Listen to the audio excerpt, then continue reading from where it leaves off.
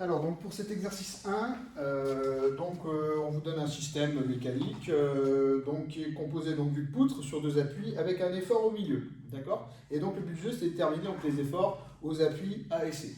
Donc du coup, alors nous évidemment en mathématiques, on ne va pas redémontrer ça, on va directement résoudre le système parce que effectivement, si on considère le problème mécanique, au bout d'un moment, on arrive au système que vous considérez ici. D'accord?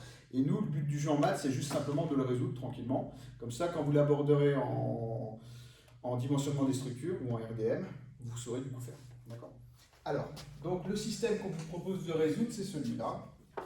Donc c'est YA plus YC moins F qui est égal à 0 et moins F fois L sur 2 plus L fois YC est égal à 0. D'accord? Donc F et L sont connus, hein, c'est les données du problème, parce qu'on connaît la force qu'on met sur la poutre et on connaît la longueur de la poutre. Par contre, on ne connaît pas les réactions aux appuis A et C. C'est ça qu'on essaie de déterminer. Donc du coup, si vous regardez vos inconnus, il y a ça, il y a ça et il y a ça. D'accord? Alors, c'est effectivement un système de deux équations à deux inconnus, mais il est déjà un petit peu avancé parce que ici, vous remarquez que vous n'avez qu'une seule inconnue qui est YC. Donc là, du coup, on peut simplement tranquillement résoudre cette équation-là pour trouver YC. Une fois qu'on a YC, on va ensuite le remplacer ici et on en déduira du coup la deuxième inconnue qui est YA et ce sera fini. D'accord? Alors, pour faire ça, il faut quand même rédiger correctement.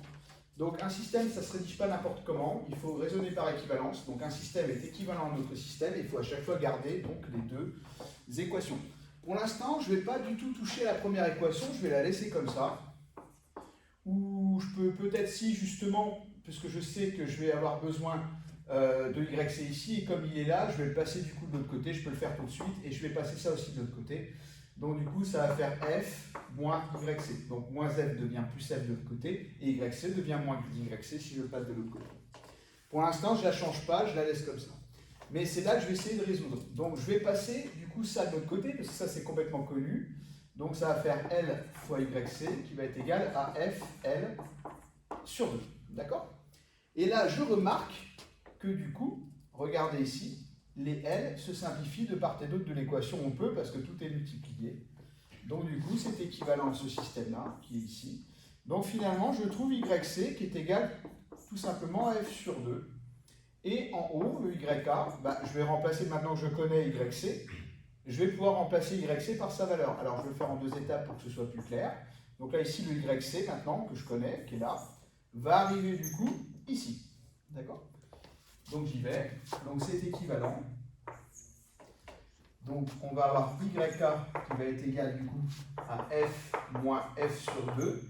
Et F moins F sur 2, ça fait du coup, c'est une pomme moins une demi-pomme, ça fait une demi-pomme aussi. Donc du coup ça va faire F sur 2.